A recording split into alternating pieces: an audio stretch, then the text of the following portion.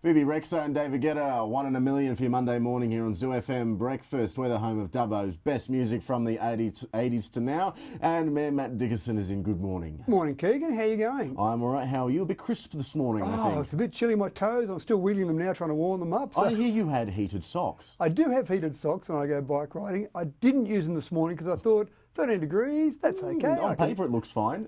That's right. But then when I got out there and I went, I should have worn my heated socks this morning. So they're quite cool. Or they're not quite cool, they're quite warm. Well, yeah. They've got heating in them, a little battery that clips in the side. You, of course, control via your mobile phone. See, yeah, you told me about that as well. That is fascinating. We actually live in a day and age where you control your socks with your phone. I didn't even think I'd ever say that sentence. And they are fantastic. I've worn booties over my shoes to try and keep my feet warm in the past, and nothing seems to work.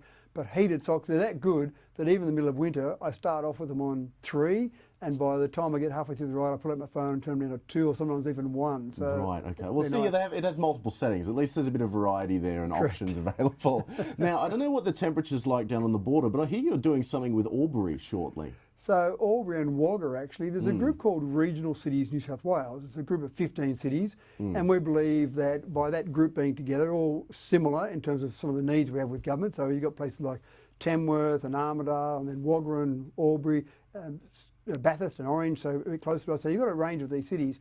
We meet in Parliament House every 3 months, and again, the idea is to talk to politicians and also just have some common discussions around what things are happening and what things are important to us.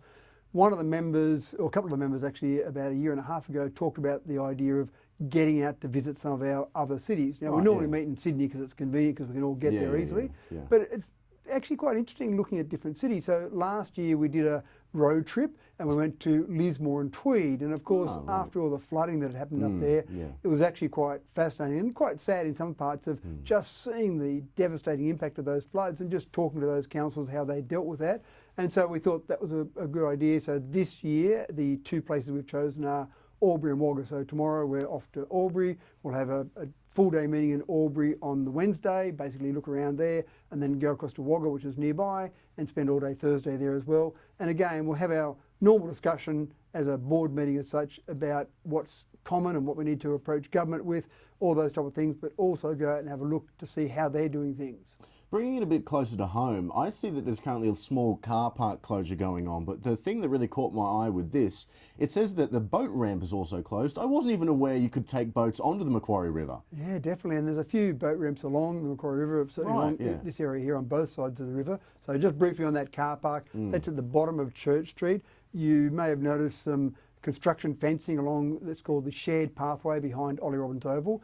There's also a boat ramp there, and what we realised when we were looking at that shared pathway is this will be fantastic, this new shared pathway, this is fantastic condition. And then you looked at the boat ramp and it had some cracks and there was some damage that had been done there. So we thought, while we've got this area closed, we'll actually do the boat ramp as well. But absolutely, you can take your boat. You see tinnies going up and down there from time to time. People go along and take their tinnies out. It's not water skiing type territory. I was going to say, there's certain limitations, I imagine.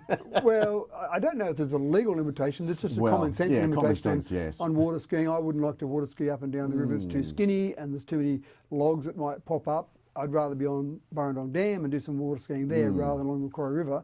But absolutely, people do take boats along there, and it's not unusual to see people, even canoes. There'll be often canoes there, and you just got to be careful. There is a weir known as the South Weir, or South Dubbo Weir, and that weir is designed to keep enough water in the river in dry times for our water treatment plant.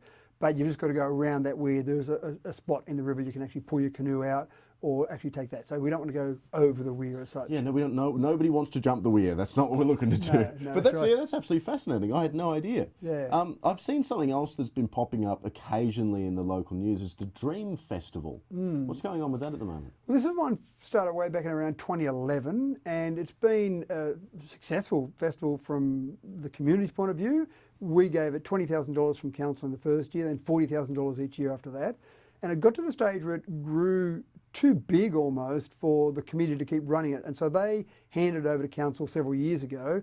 Then there were a couple of delays with COVID and then a storm in 2022. So it had a few years where it didn't run, and then 2023 it ran again.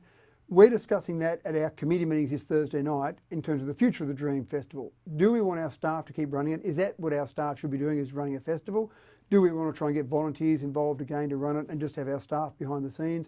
Do we want to keep giving it $40,000? We're trying to tighten our belts everywhere. So the future of the Dream Festival is certainly up in the air, and maybe there might be some rationalisation. For example, it goes for a month now, a whole range of different small events, and the Lantern Parade is probably the main feature of all that. Are we better off as a community to say, well, let's just focus on one small part? The idea was to grow it to be a Tamworth Country Music Festival or an Elvis Festival like Parkes has, but it hasn't grown to that size yet in terms of external participation, great internal, great Dubbo participation.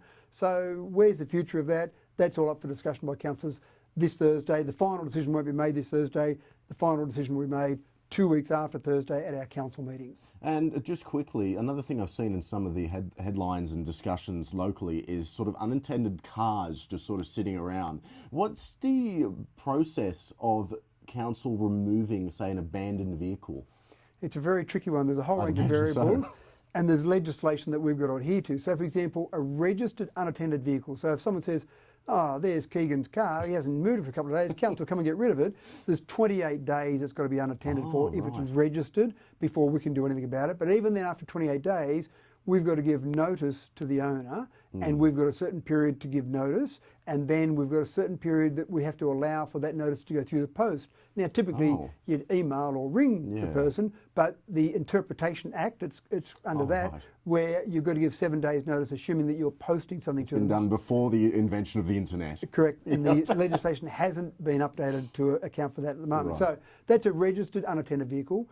A registered unattended but inoperable vehicle. So if you, for example, saw a car with 3 wheels and the 4th wheel missing, you think, okay, that can't be driven away. That's got a different notification period. That's also a different unattended period. That's 15 days before then it becomes something we can notify the owner. And an unregistered vehicle is the same thing. It's the 15 days. But then you've got vehicles that are causing danger. So if you've got something blocking a road, that can be removed immediately. And then vehicles that are an amenity problem. So, for example, a burned out vehicle that's an amenity issue, that's got a different notification period, unattended period. Well, that's obviously inoperable as well if it's burnt out, I'd imagine. It would seem that way, wouldn't it? Yes, it would. So the problem is when someone sees one of these, absolutely report it to council, no problems at all. And we've got these different periods, but just to throw a small spanner in the works, sometimes when we see an unattended vehicle, we'll say to the police, is there an issue with this? And sometimes the police will say, yes, we're doing an investigation, we need to take photographs, take fingerprints, whatever it might be. It might have been a stolen vehicle, for example. Or sometimes another spanner in the works is the insurance company. So, for example, you have your car stolen and it ends up somewhere broken down on the side of the road, you contact your insurance company. The insurance company says, we'll organise that for that to be towed, so we can't come along and have it towed. Because if we do it, we'll charge the owner, but then the owner says, no, I'm dealing with the insurance company. So there are certain steps. So it's not always as easy as council, there's a vehicle there, it looks bad for the community, it's a bad image, can you get rid of it?